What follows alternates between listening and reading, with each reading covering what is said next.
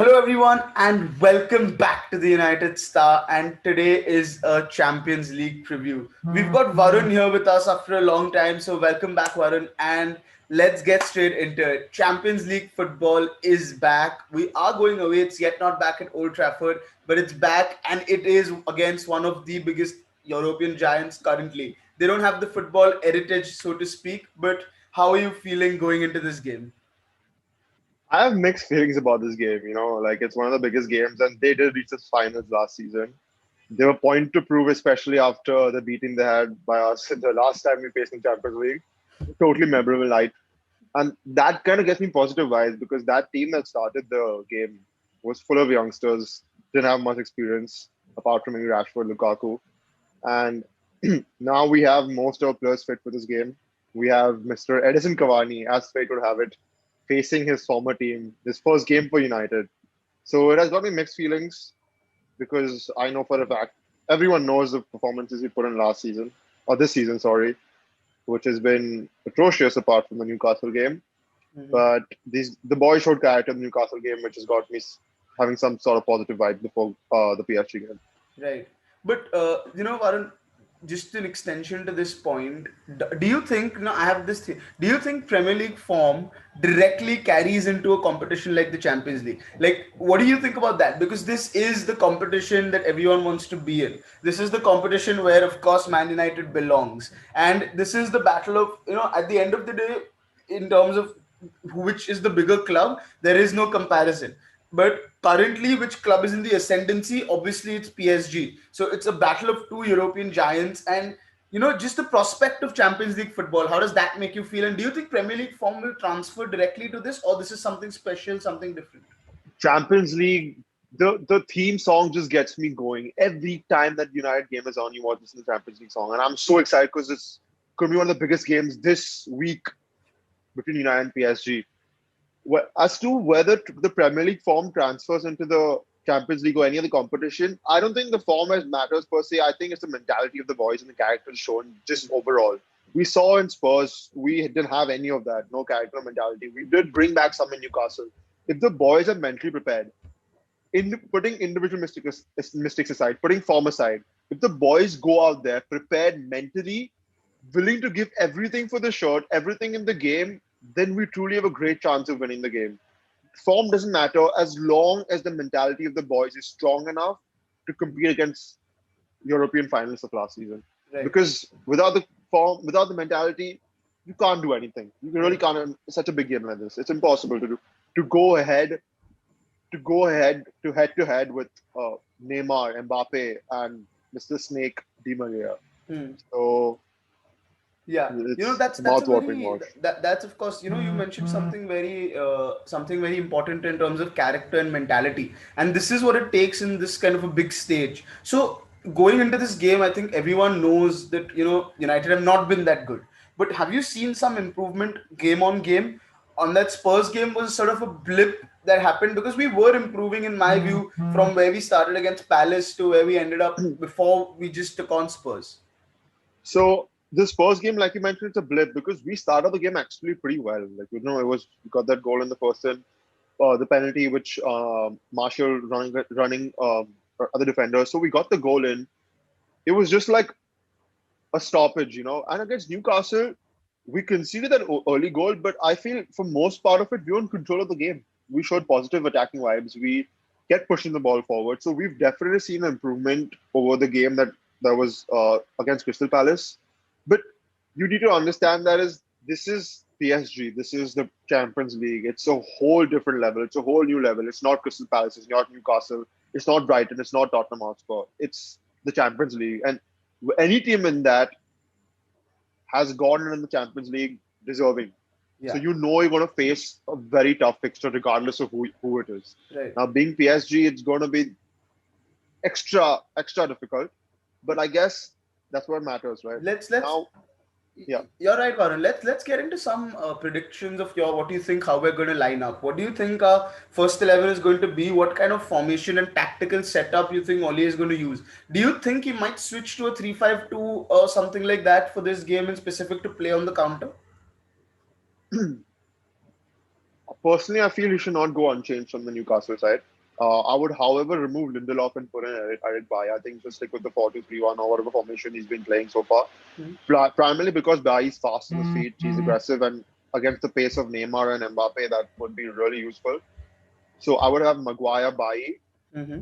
Van Bissaka. Now, Van Bissaka's battle against Neymar is going to be extremely important because currently Van Bissaka is one of the best one-on-one defenders Yeah. there is. Like putting aside all of the other flaws, and he's going to have his hands full with Neymar trying to turn him inside out. Hmm. As for the left back, do you go for Shaw or do you go for Tellers? Now that's an important question. Now Shaw has had an start to the season on and off. He's not been that great going forward or defensively. But Tellers, he's just come on the side. Do you play him one of the biggest games? You start him because he has experience. He has the attacking outlet. He's experienced. He's a international cap player. I would start Tellers. Just Okay. hope because he's experience of he's a lot of experience, and I guess he can keep Di Maria in his pocket. When I saw the Newcastle game, I was pretty shocked with the lineup. I think everyone was. I was expected to get like slapped, pretty honestly. Right. But to get a more defensive stability, I would stick. I would go for McTominay or Matic Okay. personally because McTominay over Matic. I'll Okay. give you a reason. Matic has been really good defensively and he provides a screen. But McTominay is younger, he's faster, he's more tenacious in his tackles. He can provide some kind of solidity in the defense. Hmm. Now the question is, do you go for Fred or do you go for Pogba? Do you want to go for the attack or do you want to sit back and allow it to the counter with Bruno, putting his balls to Rashford, James, Martial? Depends on who's going to start. That's the question that needs to be answered. And I personally say go for Pogba because his form might be off, but he'd come on Newcastle. He played a pretty decent game. His experience will be extremely useful in this matter. So I would start McTominay and Pogba with Bruno, a scam, Rashford on one wing. I would start Mata this game On the solely right. because, yeah, on the right, because his link-up play with Bruno was phenomenal. It was absolutely out of the. He was, my opinion, man of the match last game. Hmm. The way he can find pocket of spaces with Kimpembe out is a big bonus for us. So he can exploit that with Bruno. And of course, I would start Martial on top. I wouldn't start Cavani as a player. Right. So that's a very fairly strong lineup, but I kind of think Matic will start, and Hmm. I don't know what the situation with Mason Greenwood is. It seems that he's taken some sort of a knock, but if Mason Greenwood is fit, then I would want to see Mason Greenwood play this game because this is the stage I want to see him on. Like Mbappe is on this stage, Haaland is on this stage. It's about time Mason gets on this stage and proves how much he's what Definitely. he's worth, and I think he's worth a lot, a lot. I mean, I might not be Mbappe good, but how many players are Mbappe good? But now that I've mentioned Mbappe and you mentioned Kimpembe, PSG are suffering some injuries with and sort of COVID sort of recoveries in Icardi, Bernat, Kerrer, Marquinhos, Verratti, Draxler, Danilo Pereira, and Laivan Kazawa and Angel Di Maria are sort of coming back from their COVID scares. They lost their first two games in the league this season. Do you think there is a chance for us? Are they there for the taking? Oh, 100%. I remember the first game we lost 2-0 at Old Trafford. Verratti, I think he was playing, he bossed the midfield. He played extremely well that game. And Verratti out, one of the central midfielders who really controls the game really well. He knows how to like turn plays inside out. He knows how to put this ball forward. Him out is a big plus for us. With Icardi, I am not too sure. He's a world class player, but when you have Neymar and Mbappe on the team with Di Maria supporting, I would worry about them. Then actually congratulate the fact that Icardi's out. I'm worried about Mbappe, Neymar, and Di So, Maria. Varun, you have spoken about Mbappe, Neymar, and Di Maria quite a lot in this video. Why don't you tell us how do you see that matchup playing out? How do you see the likes of Harry Maguire controlling the speed that is thrown at him from Mbappe and the trickery of Neymar? And the fact that you're saying Mata will start on the right, do you think he'll be able to help out defensively enough? Because we're clearly going to need it. That's actually a very good point you made. I should have anticipated the fact that there will be defensive duties required on the right wing, and I think then if you're looking at that aspect, then Mason Greenwood should start because his work rate is pretty good. He runs back, he tracks back. Um, but that being said, is why fix something which isn't broken?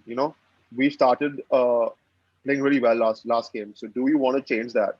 As for your question as to how the matchup is going to be played, I think Van Bissaka will keep Neymar in his pocket. That's my opinion. Right, right. He is genuinely. There are very few people who can trickery past him, and Neymar is known for this dribble and trickery. I feel for the most part of it, of course, it's not going to be 100% rate, but Van Bissaka will keep Mbappe in his Neymar in his pocket. As for Harry Maguire, our captain, leader, legend, where can he keep Mbappe out? Not at all. He's going to be turned inside out by Mbappe. He doesn't. We know he cannot go one on one. He cannot go one on one with the defender, especially the pace Mbappe has to offer. Which is why I feel Bailly comes into the picture, not Lindelof, but Eric Bailly. Eric Bailly is extremely rash and aggressive, but this is what we need. His pace, his strength is what will combat against Neymar. So I think that's an important matchup. As for Di Maria, depends on who starts. If Shaw starts, Shaw is playing against Di Maria. He knows how Di Maria plays. He did play against Di Maria last time out, and for the most part of it, he kept Di Maria contained. So if Shaw plays, then I feel we're in a good chance of containing Di Maria. If Teles plays, I'm not too sure about it because I still have to watch him play in a United t-shirt, so it's hard to make a judgment as of right now. Right. But on the whole, I feel Mbappe is the biggest threat to worry about, Yeah, not Neymar or I anybody. think I agree with you because Mbappe can change a game on its head. Not that Neymar can't, Neymar can as well. But Mbappe has that raw pace that you can't do anything about after a point. But a lot of players are facing their previous team this time. Of course, you mentioned the snake, Di Maria, the man with the passion, and the Herrera. And Herrera. But I'm most interested. You said that El Matador, Edinson Cavani, will not Yeah. start.